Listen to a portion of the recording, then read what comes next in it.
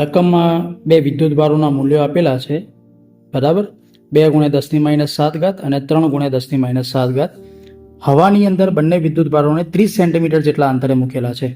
તો એમની વચ્ચે લાગતું બળ કેટલું હશે? વિદ્યુત બળ લાગશે મિત્રો. સરળતાથી દાખલાને ગણી શકાય. વિદ્યુત બળ F બરાબર સૂત્ર આપણે જાણીએ છીએ કે Q1 Q2 અપોન R², બરાબર. કિંમતો મૂકી દઈએ કે 9 × 10⁹.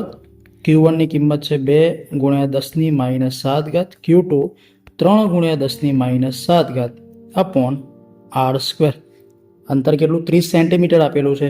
તો 30 સેન્ટીમીટરને તમે 0.3 મીટર કરી લખો, બરાબર. તો નીચે લખી શકાય. અથવા તો તમે 30 × 10⁻². કરી અને એનો સ્ક્વેર કરશો તો પણ ચાલે. તો આનું સાદુરૂપ આપો તો F બરાબર આપણને શું મળશે? અહીંયા સાદુરૂપ આપવાથી 6 × 10⁻³ ન્યૂટન, બરાબર. અને બળ કેવા પ્રકારનું હોય?